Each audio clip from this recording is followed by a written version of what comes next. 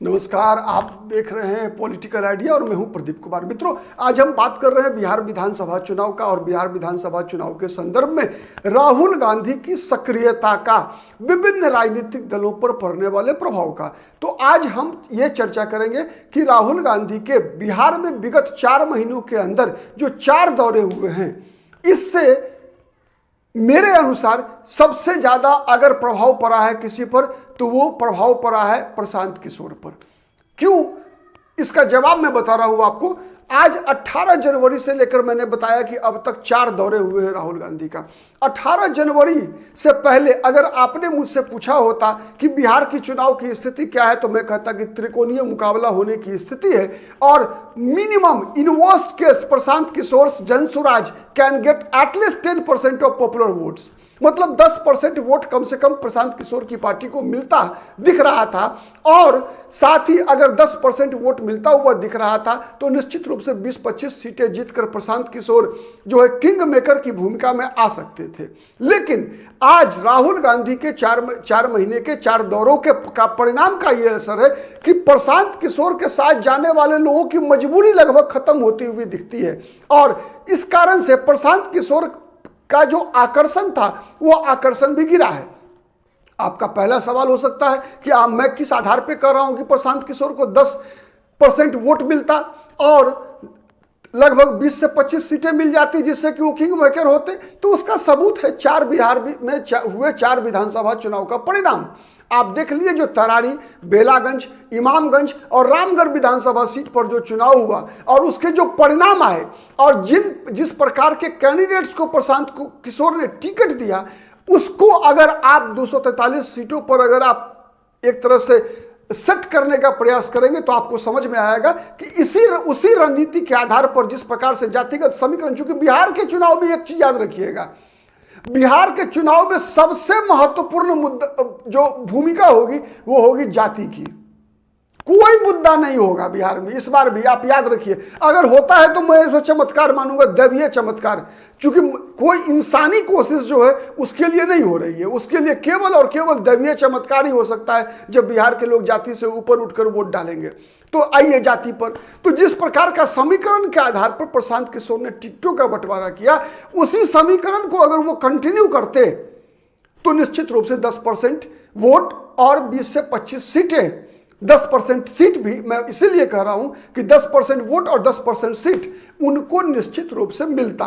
अब यह मत पूछिएगा कि 40% वोट पाने वाले को 40 सीट ही मिलेगी, ऐसा नहीं होता, ठीक है। और इसके लिए कोई एक कैलकुलेशन का कोई एक लॉजिक जिम्मेवार नहीं है, बल्कि मल्टीपल डायमेंशंस हैं उसके, जिस कारण से यहाँ 10% वोट पर 10 सीटें, 20 से 25 सीटें इनको मिलती हुई दिख रही थी।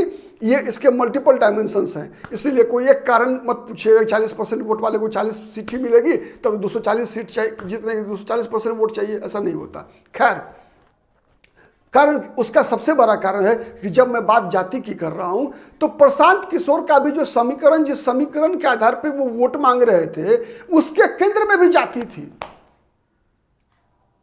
और जो समीकरण बन रहा था उसी समीकरण को राहुल गांधी के 4 दौरों ने ध्वस्त कर दिया है।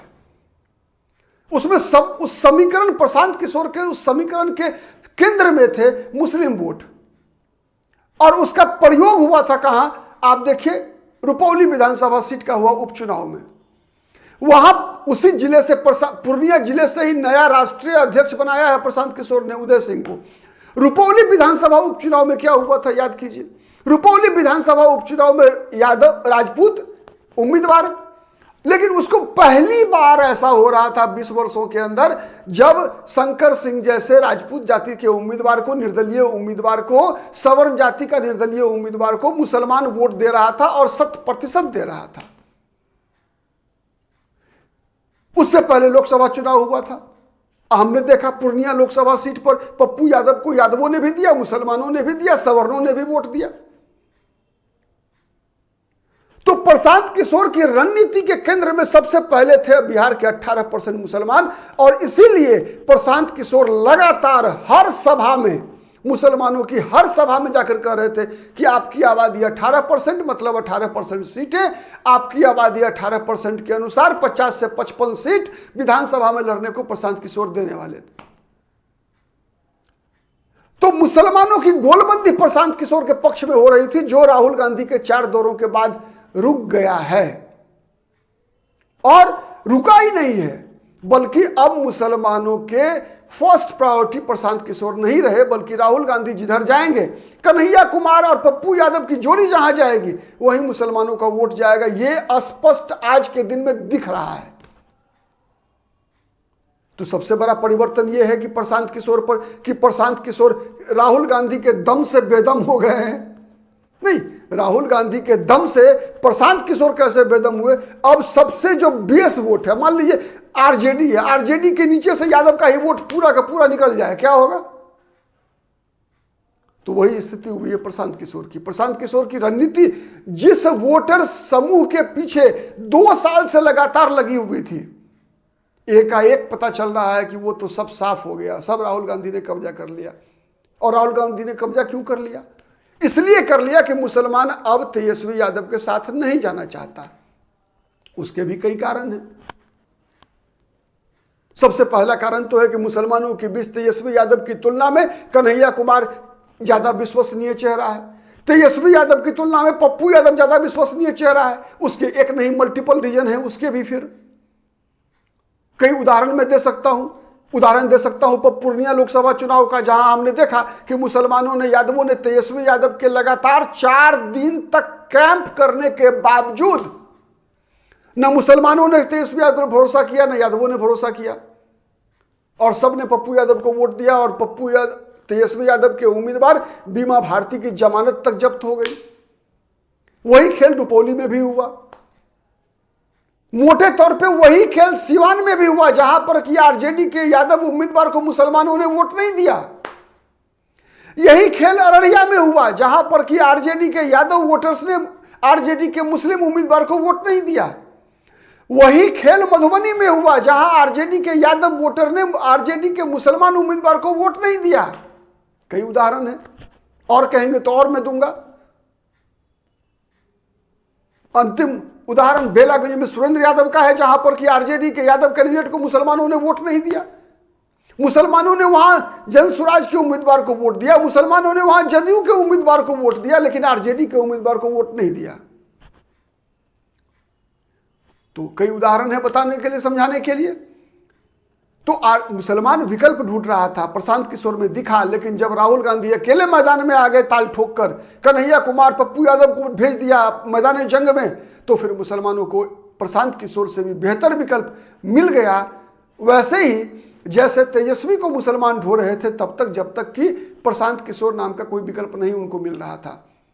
अब मुस्लिम मतदाता तुलना करने की स्थिति में पहुंचे कि राहुल गांधी कौन ज्यादा इंपॉर्टेंट या प्रशांत किशोर। तो राहुल गांधी को एज, वरीयता इसलिए मिलती है कि राहुल गांधी डायरेक्टली नरेंद्र मोदी को चुनौती देते हैं। प्रधानमंत्री तो बनना नहीं है प्रशांत किशोर को, ना मुख्यमंत्री बनना है। राहुल गांधी को प्रधानमंत्री बनना है। तो राहुल गांधी के हाथों को मजबूत करने के लिए बिहार का मुसलमान राहुल गांधी के साथ लगभग आ चुका है। अगर कोई राहुल गांधी गलती नहीं करेंगे तो बिहार का मुसलमान राहुल गांधी के साथ जाने वाला है। अब दूसरा था दलित, उस पर भी नजर थी प्रशांत किशोर की। प्रशांत किशोर दलित समाज से, आप याद कीजिए, दलित जाति का प्रदेश का संयोजक बनाया एक IITN को, भारती जी को मधुबनी वाले।